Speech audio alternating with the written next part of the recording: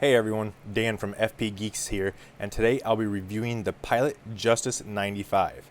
For 2013, Pilot is releasing a number of pins to celebrate their 95th anniversary, and the Pilot Justus 95 is one of those pins. It's actually a reissue of the original Justus that was introduced in the 1980s. Now, the 95 is a little bit bigger, and instead of having rounder profile at the ends have actually been flattened. I think it gives it a nice look to it. It's made from resin and comes with a 14 karat gold nib. There's 2 engraved finishes available, a barley corn and a straight line engraving, and 3 nib sizes, fine, medium, or medium. Now, if you're not familiar with Eastern nib sizing, they usually run about 1 size smaller than European nibs.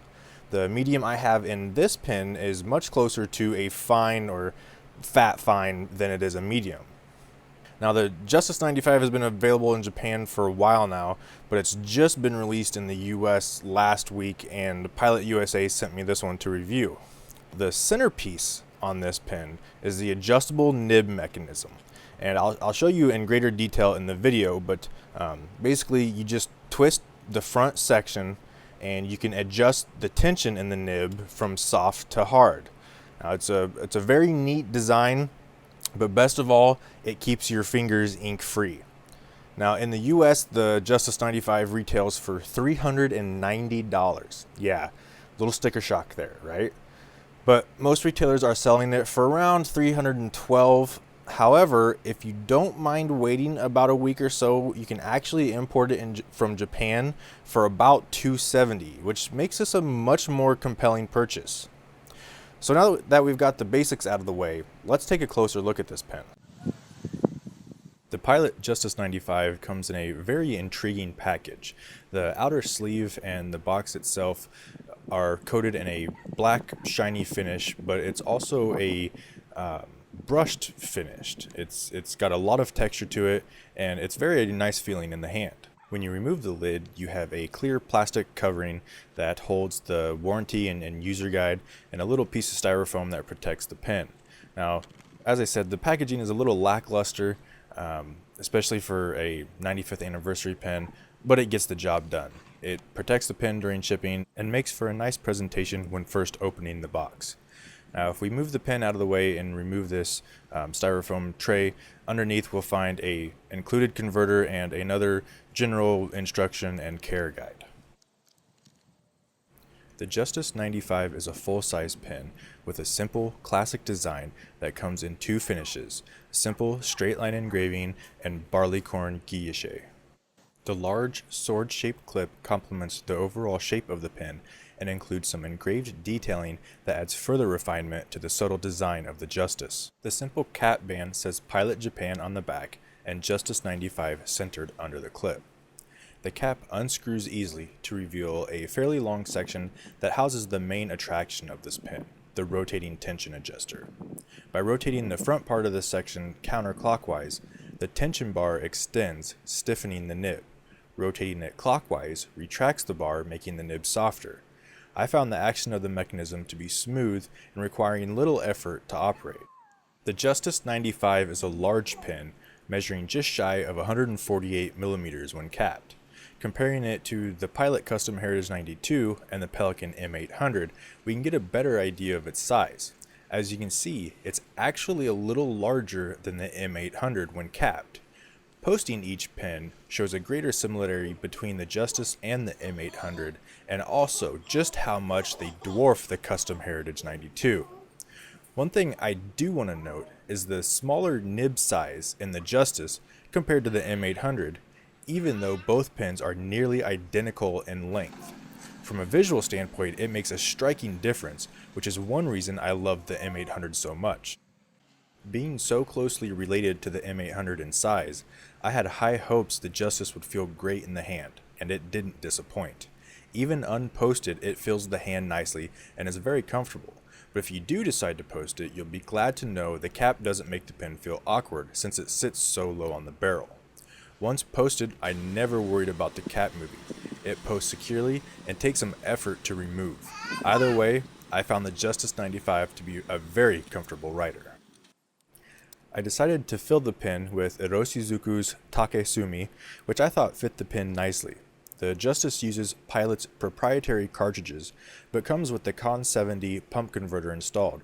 This holds about 1 ml of ink, which is actually just a hair more than the cartridge. The pump action on this brand new converter was a little stiff and required me to use both hands, at least in the position I'm in, so you can see what I'm doing. 4 to 5 pumps later, and the converter is full and we're good to go. Now for what you're all here to see, the Pilot Justus 95 in action. I was sent the medium nib for this review, and it's as butter smooth as anything I've ever used. It's also closer in size to a fat fine from the majority of European manufacturers, which I think is to be expected. Flow was just ever so slightly on the wet side, and the nib had a good amount of flex, whether it was set to hard or soft. But does the adjuster really make a difference? Yeah, it does, but not to the extent that I think most people are expecting or hoping for. During regular non-flex writing, I noticed the nib would produce a finer line than when set to hard. Setting it to soft would allow the tines to open up just enough to make the nib juicier, creating a slightly thicker line. When using this slide of pressure, I couldn't actually feel a difference between the two settings.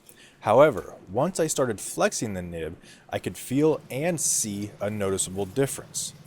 I was able to get more line variation using the same pressure when the nib was set to soft than when it was set to hard.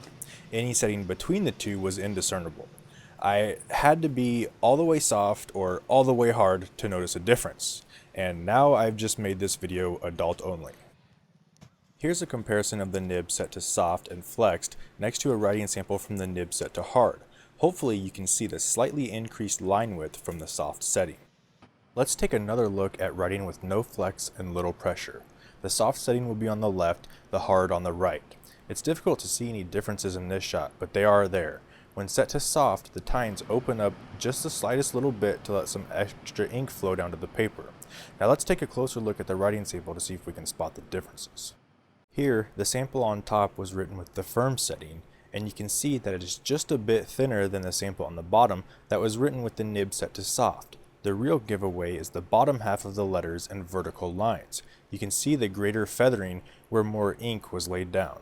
Now let's look at the differences when really flexing the nib. Again, soft setting on the left, hard on the right.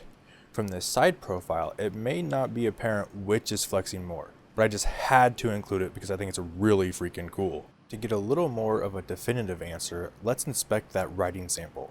The 5 lines on the left are from the nib set to soft, and they're noticeably thicker than the 5 lines on the right. Measuring these with my digital calipers, I get an average width of 1.37 millimeters from the soft setting that ranges from about 1.2 to 1.48 millimeters, and an average of 1.18 millimeters from the hard with a range of 1.1 to 1.26.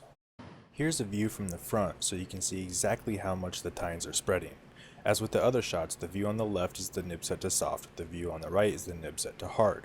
You should be able to see a little difference here. The writing sample really tells the truth, with the average line thickness being 0.25 millimeters wider with the nib set to soft than when it's set to hard. And here I'll leave you with these last few shots of some loop-de-loos.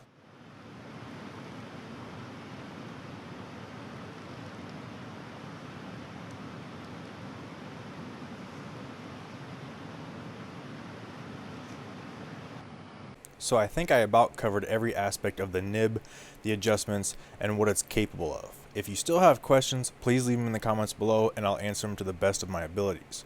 Overall, I'm thrilled with this pen, not so much because of the adjustable tension mechanism, but just because it's a spectacular pen.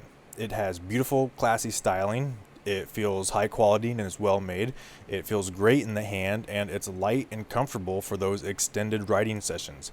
And the nib is smooth with excellent flow. I mean, based just on that criteria alone, this is a hard pen to beat. However, I was a little disappointed with the range of adjustability of the nib. Just to be clear, we're talking about hard and soft, not rigid and flexible. There is a difference. Still, the difference between the two settings wasn't all that noticeable. I couldn't actually feel the difference when using light pressure, and when flexing the nib, the difference wasn't all that eye-opening. It would have been real nice if it was like going from, say, a Honda 50 mini bike to a Suzuki Hayabusa, but it was more like going from last year's R1 to this year's R1. Yeah, there's a difference, but you probably can't tell what it is. In the end, is this pen worth $312 plus whatever shipping is? No, it's not. But I would pay $270 to import it from Japan. That's about a 20% discount, and you're saving a nice chunk of change there. Well, that's all I've got for now, but be on the lookout for my full written review, and as always, be sure to indulge in